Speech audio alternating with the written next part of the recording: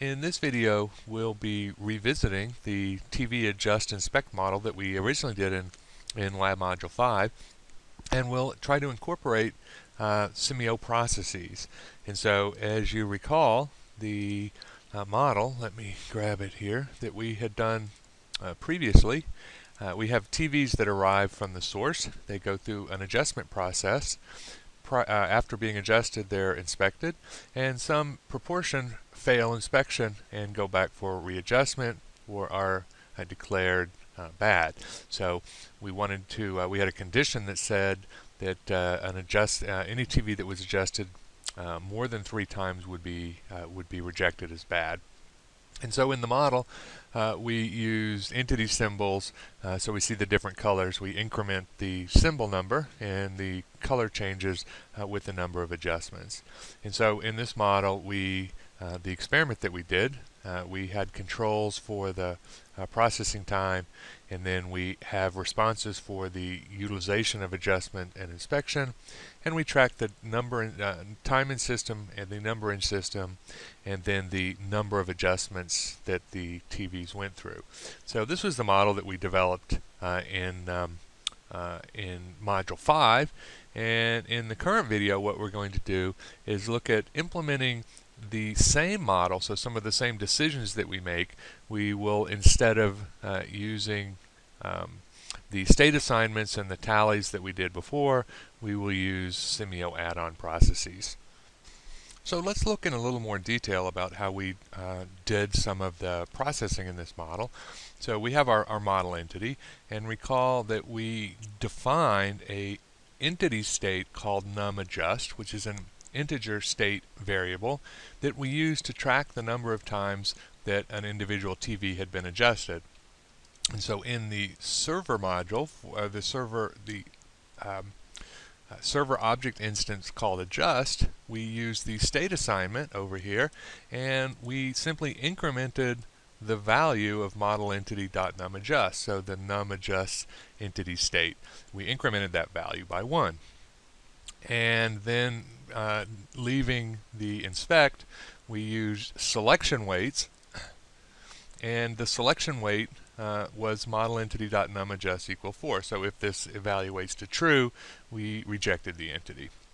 Similarly, in order to count or to record the number of times that each individual TV was adjusted, so that in our experiment we could get the average number of adjustments and the maximum number of adjustments, we used a number of adjustments tally statistic. So if we go to the model elements, we created a tally statistic, and then we recorded the value of that tally recorded a value to that tally statistic whenever an entity went through the good sync. So when an entity goes to this object, we use the tally statistics properties, and we recorded the value, that entity's number of adjustments, to the tally statistic named number of adjustments. And so we use the num_adjust entity state to record the value, and then, or to keep track of the value for each individual TV instance, and then we recorded the total value for each TV when they departed the system.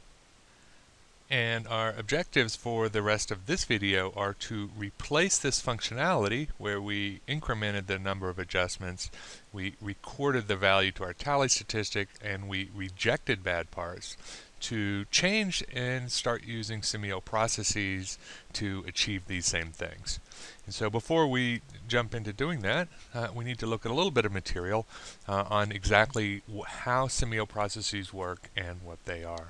So as you can see, a process is a set of actions that take place over simulated time, where the actions may change the state of the system. And a Simio process is defined using a flowchart, like the 2 snippets that you see here. And the flowchart includes a series of steps, so each one of these objects is a step, and are executed by tokens, which I'll come back and talk about in just a second. And the execution of the process change one or more elements within the model. And so typical steps perform actions such as delaying for a particular period of time, seizing or releasing an object, waiting for an event to occur, making some type of probabilistic or conditional decision. And so in the top snippet we see the typical seize delay release logic, where a token would arrive and seize and try to capture a unit of capacity of a resource, delay for a period of time, and then release that resource. And in the snippet here we see that a decision is being made. We don't know what that decision is, but a token arrives, and then based on the decision, the token will either take the true or false branch. If it takes the true branch, then the token's associated entity will be transferred. And we'll talk about what that means here in just a second. It's also important to note that all of Simio is developed using processes. So all of the objects in the standard library and in other libraries that you use are actually built using processes. Okay, so this notion of a token is important. Simio processes are actually executed by tokens. And as with entities, a token may have a set of properties and states that you can, if it's a state, you can change. If it's a property, you can assign. A token also carries a reference to something called its parent object and its associated objects. And so this is an important distinction. We see that in the graphic here, that you have an associated object and a parent object. And so a typical use case or a typical example would, if you consider a server object, an entity arrives and enters the server object. And so in this context, the processes are owned, or the parent of the processes is the server, and the associated object would be the entity that causes the processes to be executed. So an entity arrives to the server, and that will trigger several processes to be executed, and from within any of those processes, the tokens that execute the processes will have the parent object as the server and the associated object as the entity that caused them to execute. And so the attributes, the properties or states of any associated object, for example the entity, can be referenced using the class name. So for example, model entity.timeCreated will return the time that the associated entity object was created.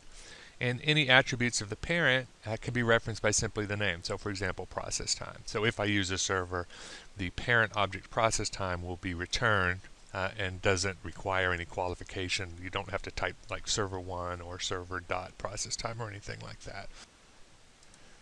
So there are different types of processes within Simio. A standard process is one that's defined by Simio and is automatically executed by Simio itself. So for example, the onRunInitialized is a process that gets executed each time an object is initialized. An add-on process is something that is defined by the user, and it's incorporated into the model of an object, and it lets you modify the standard behavior of that object. You also have event-triggered processes, where the process is triggered by the occurrence of an event as the model runs. So for example, output at server1.entered is an event that is executed when an entity enters the output node of the server1 object. So for example, when a entity completes processing on a server, it's going to enter the output node and an event is fired. And you can define a Simio process that occurs or that is triggered when this event occurs. A special type of process is called a decision process, and this is a process that simply returns a true or false. So there's no delay. So there's no time, the simulated time delay within the processes. It's an immediate in terms of simulation time.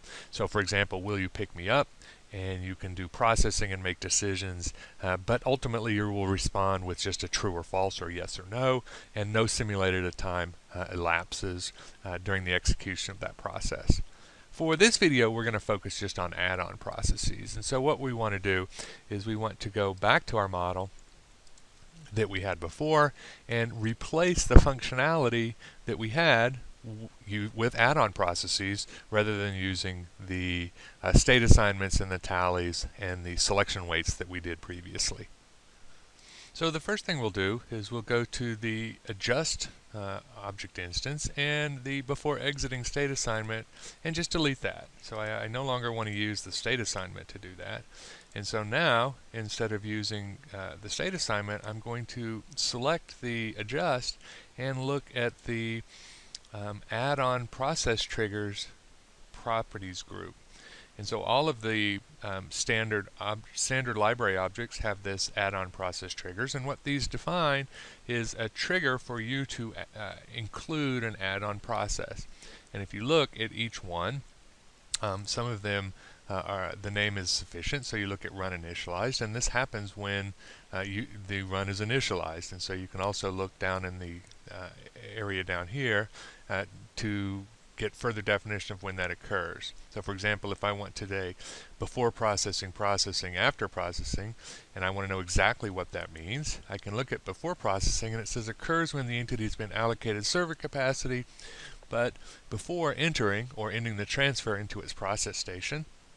Whereas processing occurs when it's been allocated server capacity and has been transferred into the processing station. So visually, the before processing process happens when the entity is still here, but has been allocated capacity, so immediately before it moves into the processing station. Processing occurs after it has been transferred, and after processing occurs when it's still in the processing station but has completed its processing. And so what we want to do is use one of these, and the one I'm going to use one of these to increment our num adjusts entity state. So I'm going to do that here on after processing, and to create the add-on process I'm simply going to double click, and what that does when I double click is tell Simio I want to do two things. I want to automatically define a process called adjust underscore after processing, and then assign that process to the add-on process trigger after processing. And then if I look in the processes window, this is the process that we just created. Now this process is a very simple process. I'm simply going to use an assign step. So I go to the steps area and I drag that onto the flowchart, and so I will then see something very similar to the add-on state assignment. And so I want to assign model entity dot num adjust, and I want to assign that value of model entity num adjust plus 1. And note that the process is executed by a token, as all processes are, and so when an entity arrives at the object and is processed, so immediately when the processing delay completes, the process is executed. The token that executes the process has the parent of the server, and the associated object is the entity. And so that's why in the assignment we used model entity dot num adjust, so we had to reference the associated object in order to access its internal state. And so this add-on process will achieve the exact same thing that the state assignment property did before. The next thing that we'll do is we will go to the sync input node where we recorded the tally, so we use the tally statistic property, and I'll do the same thing. I'll go here and just delete that because I no longer want to use the tally statistic property. Instead, what I'll do is I'm going to select the sync and go to the add-on process triggers, and you can see the options that I have: run initialized, run ending, entered, destroying entity. And so I'm going to create an add-on process right here on entered. So again, if I double click, it does two things. It creates the process and then assigns that process to the corresponding trigger.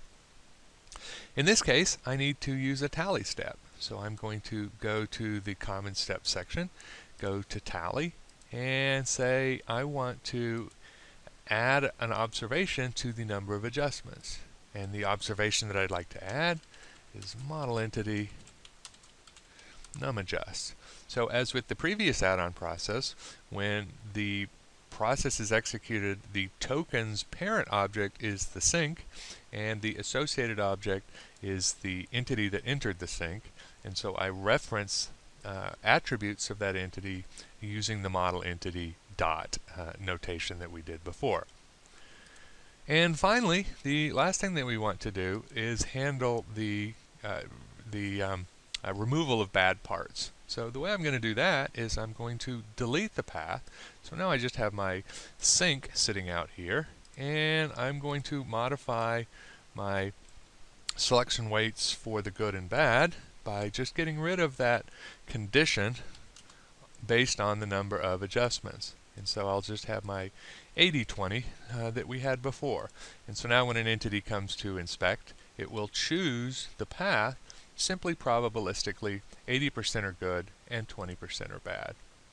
Now I'll go back to my adjust and say, okay, when do I want to reject the part? Reject the TV. So I'm going to go to the input node, and there are multiple ways to do this, so I'm just giving one example here so that we can look at the using a node add-on process rather than an object. And I'm going to use it when it enters.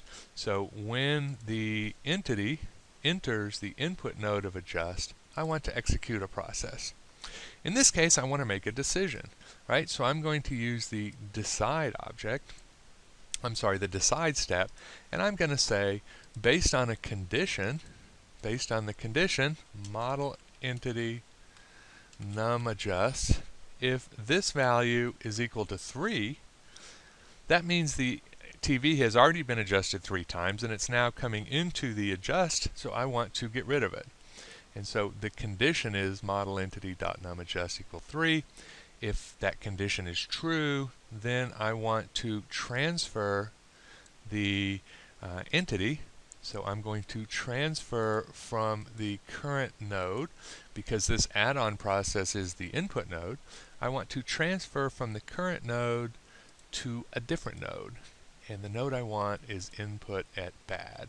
So input at bad is the input node to the bad, which is a sync object, and I'm going to transfer the associated object. So if I look at the advanced options, you can see that what we're transferring is the associated object. So what happens is when an entity comes into the adjust, the input node to the adjust, it executes the add-on process. We make a decision, model entity num adjust equal 3. If so, transfer the entity out. And so now we have all 3 of our model concepts implemented in add-on processes, where we increment the number of adjustments, we tally the number of adjustments, and we reject bad parts. So for this model, you are undoubtedly asking yourself, well, why would we want to do that? We've essentially created 3 add-on processes, and these 3 add-on processes simply replicated the behavior that we had previously. So I used an add-on process to essentially replicate the state assignment here. I used an add-on process to replicate the tally statistic property here, and I used a third add-on process to replicate the selection weight that we used here. Although this one is not an exact replication, because in the case where we used the selection weights, recall that we actually adjusted one extra time. So we had that 4th adjustment, and when we implemented using the add-on process, we eliminated that because we made the decision prior to that 4th adjustment. So it's not an exact replica, but it's very similar. Well, the answer for this particular model is it's just a matter of personal choice, whether you find it easier to use the properties, the state assignment and tally properties and selection weights, or you find it easier to use the add-on processes. In the general case, however, the add-on processes offer significantly more flexibility. So for example, we simply did an assignment. We simply incremented the number of adjusts by 1. We could have arbitrarily complex decision logic here. So for example, some adjustments we might not count. So for example, a TV might have skipped adjustment, and if we know that, we could have a decision here where we sometimes increment it and sometimes we don't. We could sometimes do an immediate rejection. So even if the TV hasn't been adjusted 3 times under particular conditions, maybe probabilistically, or if it had a particularly bad reading during the inspection process, we could immediately reject it. And so again, the add-on processes offer us significantly more flexibility in terms of implementing decision logic. And because we were using add-on processes for the standard library objects, what we were essentially doing is modifying the behavior of these standard objects to meet the needs of our particular model.